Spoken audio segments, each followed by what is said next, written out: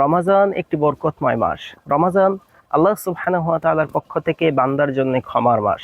রমাজান এমন একটি মাস যে মাসকে আল্লাহ সুবহানাহু ওয়া তাআলা কোরআন নাযিলের মাধ্যমে সম্মানিত করেছেন। আল্লাহ তাআলা সূরাতুল বাকারার 184 নম্বর আয়াতে বলেছেন, শাহরু রমাজান, রমাজান মাস আল্লাযী উনসিলা ফিহিল কুরআন, যে মাসে কোরআন নাযিল করা হয়েছে। এবং এই রমাজানকে আল্লাহ সুবহানাহু ওয়া তাআলা সম্মানিত করেছেন এমন এক রাত দ্বারা, যে রাতে ইবাদত করা 1000 রাত ইবাদত করার থেকেও বেশি উত্তম। রমাজান এমন একটি মাস যে মাসকে কেন্দ্র করে আরো কিছু কার্য সম্পাদন করা হয়।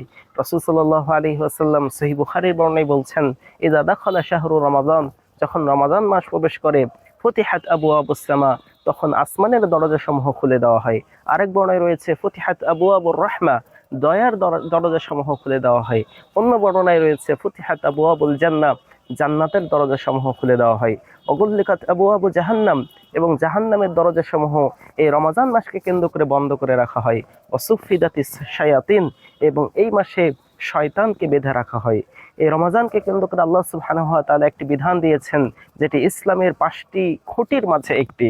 রাসূল সাল্লাল্লাহু আলাইহি ওয়াসাল্লাম এই মাসকে কেন্দ্র করে নির্ধারিত কিছু আমল তিনি বেশি বেশি করতেন। এই মাসকে কেন্দ্র করে রাসূল সাল্লাল্লাহু আলাইহি ওয়াসাল্লাম জিবরিলের সঙ্গে কোরআনের দাওয়াত করতেন, এবং এই মাসে রাসূল সাল্লাল্লাহু আলাইহি ওয়াসাল্লাম বেশি বেশি দান করতেন। এই মাসে আল্লাহ সুবহানাহু ওয়া তাআলা সিয়ামের বিধান দিয়েছেন।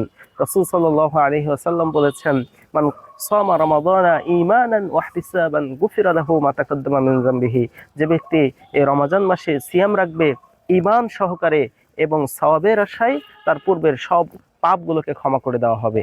এই মাসকে কেন্দ্র করে আল্লাহ সুবহানাহু ওয়া তাআলা তারাবির বিধান দিয়েছেন। রাসূল সাল্লাল্লাহু আলাইহি ওয়াসাল্লাম বলেছেন, মান কামা রমাদানা ঈমানান ওয়া ইহতিসাবান গুফিরা লাহু মা তাকাদ্দামা মিন যামবিহি, যে ব্যক্তি রমজান মাসে কিয়াম করবে, তারাবির সালাত আদায় করবে ঈমান সহকারে এবং সওয়াবের আশায়, তার পূর্বের সব গুনাহগুলোকে ক্ষমা করে দেওয়া হবে।